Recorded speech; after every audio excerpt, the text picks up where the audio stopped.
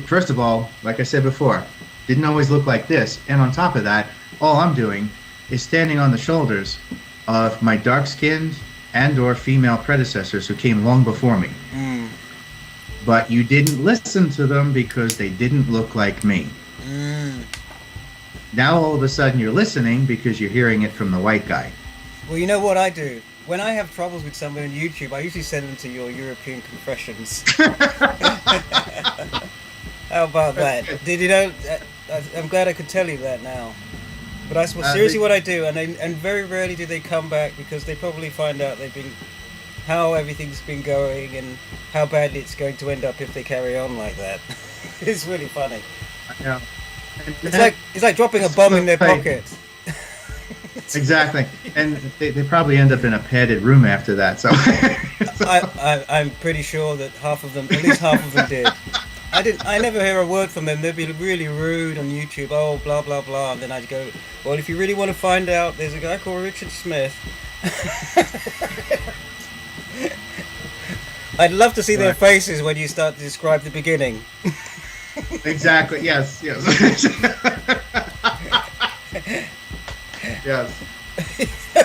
Seriously, I'd pay money to do that, and I ain't got none.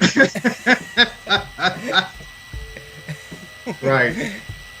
Exactly. It's all of a sudden they go dead quiet. Oh, they must go really blank. And but you know what? What's funny is that even as true as that is,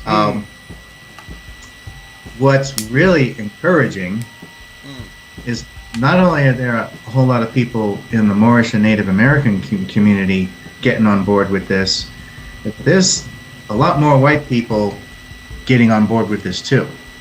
Okay? Yeah, I'm sure.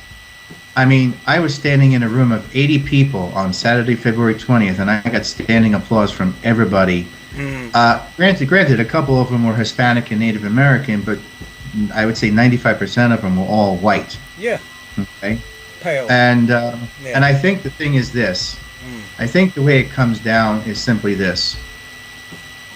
Everybody on both sides of the equation,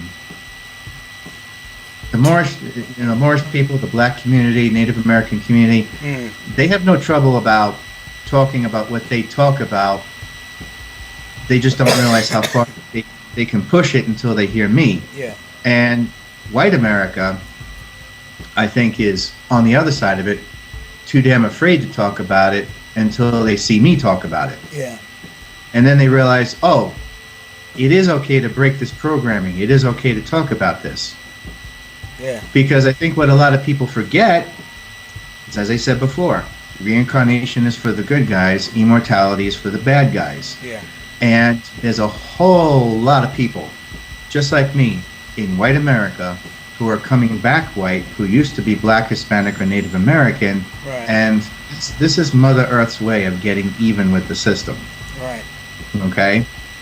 I thought people would start talking because they would just be when they look at history, look at their own life, they'd be just tired.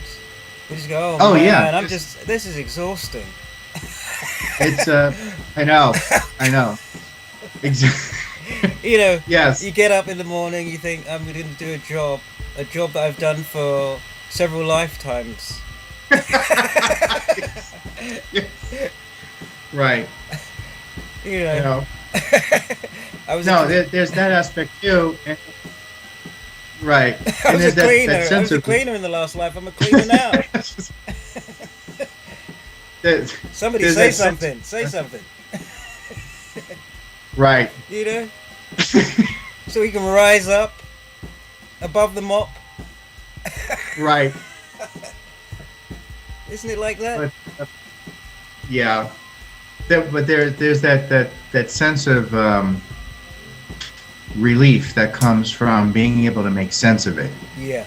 And I think that's where the good feeling comes from, because that's usually the response I'm getting back is that, most people are telling me, you're the first person that ever makes sense out of this. Now I understand.